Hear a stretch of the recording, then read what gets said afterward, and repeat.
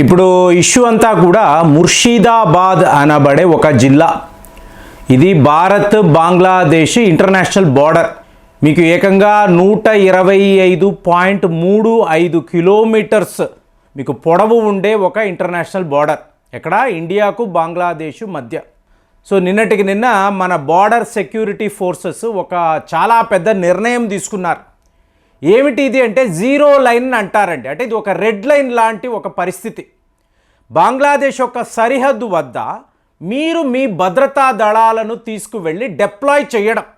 మీకు 3 divisions, battalion 73 అంటారు, battalion 146, 149. So వీళ్లను నేరుగా తీసుకువెళ్ళి బంగ్లాదేశ్ సరిహద్దుల్లో మనము నిలిపాం. ఇవాళ మన పోస్టులు పెట్టాము, అక్కడ గస్తీ కాస్తున్నాము. వాళ్లకు అంటే ఒక 100 మీటర్స్ వెనకకు ఉంటామండి ఎప్పుడు కూడా.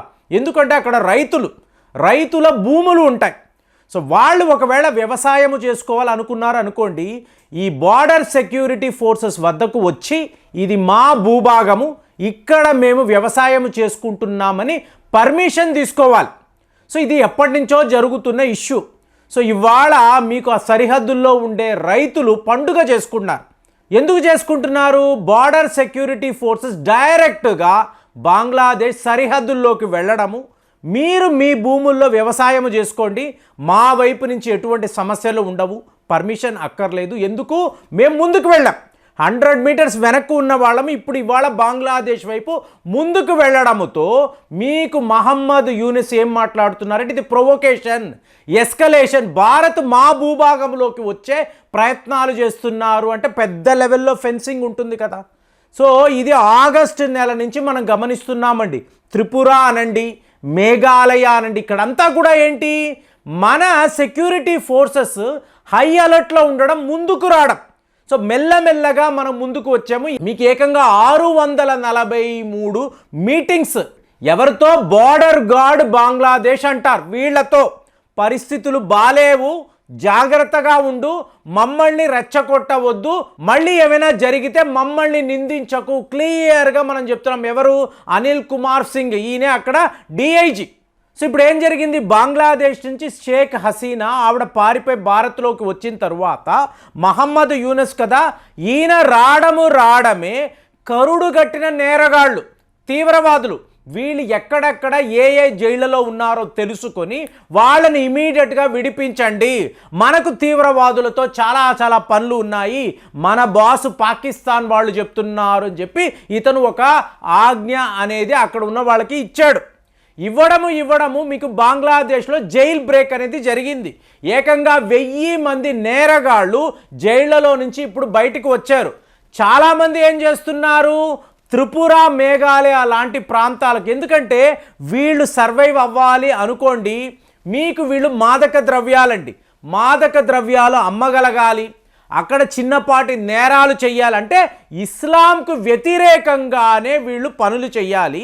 కానీ అడిగితే మాది ఇస్లామిక్ దేశము కదా అని చెప్పి మాట్లాడతారు. సో ఇప్పుడు పాకిస్తాన్ యొక్క ప్రపోజల్ ఏంటి? భారత్ టోటల్గా హిందూ రాష్ట్రంగా మారిపోతుంది కాబట్టి మన ఉనికి అనేది అక్కడ కష్టము, మనం ఇస్లామిక్ మతానికి చెందిన వాళ్ళము కదా, కాబట్టి మనం అందరము కలిసిపోవాలి. ఏంటి? పాకిస్తాన్, బంగ్లాదేశ్, ఆఫ్ఘనిస్తాన్, మీకు మాల్దీవ్స్, వీళ్ళందరూ కూడా వీళ్ళ కుట్ర ఏంటి? మన దేశంలో 20 కోట్ల మంది మీకు ముస్లింలు ఉన్నారని తెలిసి కూడా వీళ్ళ ఆలోచన అంటే ఇదంతా కూడా ఏంటంటే సిమిలర్ టు కాశ్మీర్ అండి. కాశ్మీర్ ఇష్యూని పదే పాకిస్తాన్ ప్రజలకు చెప్పడము. మరి మీరు ఏం చేస్తున్నారు అంటే భారత్ను విలన్ లాగా ప్రొజెక్ట్ చేయడం, ఇలాగా వీళ్ళ పబ్బము గడుపుకోవడము. సో సిమిలర్గా ఇవాళ కూడా మహమ్మద్ యూనిస్ రావడము అమెరికా వాళ్ళ వైపు నుంచి ఇన్స్ట్రక్షన్ ఏంటి? జో బైడెన్ వెళ్ళిపోయేలోగా భారత్ను ఎన్ని రకాల ఇబ్బంది పెట్టాలో పెట్టు, అక్కడ లోకల్గా ఉండే హిందూ మైనారిటీస్ వాళ్ళ విషయంలో కూడా మీరు చాలా తప్పుగా ప్రవర్తించండి. సో ఇది ఇన్స్ట్రక్షన్స్. సో ఈరోజు ఏంటి? సో మన foreign secretary Vikram Misri, so ఈయన ఈరోజు ఈ వీడియో మాట్లాడుతున్న టైంలో ఈయన బంగ్లాదేశ్ వెళుతున్నారు. మా హిందువుల పట్ల జాగ్రత్తగా ఉండండి, మా బార్డర్ సెక్యూరిటీ ఫోర్సెస్ అక్కడ సిద్ధముగా ఉన్నారు. మీరు ఈ డ్రోన్లు అంటూ బైరక్టర్ డ్రోన్లు, ఏకంగా టర్కీ నుంచి తెచ్చుకున్న బైరక్టర్ డ్రోన్లు, సరిహద్దుల్లో ఇలాగే గొడవలు, మేము ఆలయాలు కట్టుకుంటూ ఉంటే వాటిని ఆపే ప్రయత్నాలు, ఇదంతా చెయ్యకండి. ఆల్రెడీ మా హిందూ మాంక్, మా స్వామీజీ చిన్మయ కృష్ణ దాస్, ఈయనని అరెస్ట్ చేశారు. బెయిల్ ఇవ్వము అంటున్నారు. ఎందుకంటే ప్రొవోకేషన్ మాట్లాడుతున్నారు. ప్రొవోకేట్ చేసేది మీరు.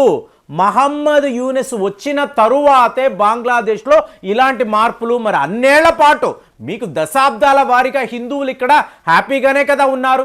దసరా పండుగ జరుపుకున్నారు. ఎన్నో ఇస్కాన్ ఆలయాలు ఉన్నాయి, హిందూ ఆలయాలు ఉన్నాయి కదా. అలాంటప్పుడు ఎప్పుడూ రాని పరిస్థితి ఇవాళ మీరు క్రియేట్ చేస్తున్నారు. కావాలనేసే చేస్తున్నారు. ఇంకొక 40 రోజులే డొనాల్డ్ ట్రంప్ వచ్చిన తరువాత ఈ పరిస్థితులు మీకు ఉండవు. మీకు మహమ్మద్ యూనిస్ అనబడి చీఫ్ అడ్వైజర్ ఇతను అక్కడ ఉండడు. ఎందుకంటే ఇతనికి పరిపాలన అంటే ఏంటో తెలియడం లేదు. అక్కడ భద్రతను గాలికి వదిలేశాడు. నేరగాళ్లను నమ్ముకొని పాకిస్తాన్ వాడు ఏం చేశాడండి, ఇన్నేళ్ల పాటు చేసిన తప్పులకి ఇవాళ అనుభవిస్తున్నాడు. వాళ్ళ దేశంలోనే ఉండే తీవ్రవాదులను వాడు ఏమీ చెయ్యలేకపోతున్నాడు. కొన్ని ప్రాంతాలకు వాళ్ళ ప్రధానమంత్రి కూడా వెళ్ళలేడు. ఎందుకు? భయము, ఎక్కడ లేపేస్తారో. అదే సిచ్యువేషన్ ఇవాళ నువ్వు బంగ్లాదేశ్లో కూడా క్రియేట్ చేస్తున్నారు. ఇది మంచిది కాదు. తీవ్రవాదులను నమ్ముకుంటే రేపు వాళ్ళు నిన్నే ముంచేస్తారు తెలుసుకొని చెప్పడానికి ఇవాళ ఈయన వెళుతున్నాడు. కానీ వినే మూడ్లో మహమ్మద్ యూనిస్ ఉన్నాడా? లేడు కదా. జో బైడెన్ గారి వైపు నుంచి ఎలాంటి ఇన్స్ట్రక్షన్స్ వస్తున్నాయో దాని ప్రకారమే ఇవాళ, అంటే ట్రంప్ గారు ఏం చేస్తున్నారో దానికి వ్యతిరేకంగా ఏం చెయ్యాలి, ఇది వీళ్ళ ఆలోచన. ఇందులో మనల్ని రెచ్చగొట్టడం. ఆల్రెడీ మనము రెచ్చిపోయి ఉన్నాము, కోపంతో ఉన్నాము. ఒకవేళ తేడా జరిగితే సరిహద్దుల వద్ద సిద్ధముగా మన బార్డర్ సెక్యూరిటీ ఫోర్సెస్ ఉన్నారు, బెటాలియన్స్తో సిద్ధముగా ఉన్నారు. ఏమైనా జరగవచ్చు. దీనిని బంగ్లాదేశ్ గమనిస్తుందా? మహమ్మద్ యూనిస్కి ఏం పోయిందండి? దేశాన్ని గాలికి వదిలేసి అవసరమైతే అతను పారిపోతాడు, లేదా వెళ్ళి అమెరికాలో ఆశ్రయం పొందుతాడు, అంతే. కానీ ఒక ఎలక్షన్స్, ఒక ప్రజాస్వామ్య వ్యవస్థ, ఇదే కదా మాట్లాడతారు అమెరికా వాళ్ళు. ఎక్కడైనా కూడా డెమోక్రసీ ఉండాలండి, డెమోక్రసీ అయి ప్రపంచాన్ని కాపాడుతుంది, ఇన్ని మాట్లాడతారు. మరి బంగ్లాదేశ్లో నువ్వు చేస్తున్న పని ఏంటి? పాకిస్తాన్లో ఎలాంటి పరిస్థితి ఉందో నీకు బాగా తెలుసు. ఇమ్రాన్ ఖాన్ని ఎలక్ట్ చేశారు, మీకు షాబాజ్ షరీఫ్కి పాలన అప్పచెప్పారు. దీనిని ఎవడైనా డెమోక్రసీ అంటాడా? భారత్లో మీకు ఒక ప్రాపర్ ప్రజాస్వామ్య వ్యవస్థ ఉంటే దానిని పాడు చేయడానికి హిందూ మైనారిటీల పట్ల ఇంత తేడాగా మీరు వ్యవహరిస్తున్నారంటే ఇదంతా చూస్తూ మేము ఊరుకోము. ఇదే నీకు ఫైనల్ వార్నింగ్ అని చెప్పి క్లియర్గా చెప్పడానికే మన ఫారిన్ సెక్రటరీ అక్కడ దాకా వెళ్ళారు. మోదీ గారు జైశంకర్ గారితో ఏకంగా మీకు 1 అవర్ పాటు ఈ మీటింగ్ పెట్టుకొని వీళ్ళు తీసుకున్న నిర్ణయము, ఇక బంగ్లాదేశ్ విషయంలో మనము ఉపేక్షించము, ఎలాంటి యాక్షన్ తీసుకోవాలో తీసుకుంటామని చెప్పి క్లియర్గా చెప్తున్నాం. బంగ్లాదేశ్ చుట్టూరుతో ఉండే గ్రామాలలో మీకు ఎన్నో ప్రాంతాల్లో పవర్ లేదండి. ఎందుకంటే అదానీతో గొడవ, అలాగే బార్డర్ సెక్యూరిటీ ఫోర్సెస్తో గొడవ, ఇక హిందూ మైనారిటీల పట్ల టోటల్ ఫెయిల్యూర్ అయిన ఒక ఫారిన్ పాలసీ. ఇది మహమ్మద్ యూనిస్ పాలన. మరి భారత్, మన బార్డర్ సెక్యూరిటీ ఫోర్సెస్ వీళ్లకు బుద్ధి చెప్తారా? సో ఎలాంటి ఒక అటాక్ చేస్తే బంగ్లాదేశ్ దారిలోకి వస్తుంది, ఇది ఇవాళ అందరూ మాట్లాడుకుంటున్నారు. మరి ఈ వార్తలు మీరు విన్నారా? కామెంట్స్లో రాయండి. మళ్ళీ వచ్చే వీడియోలో కలుద్దాం. జై హింద్.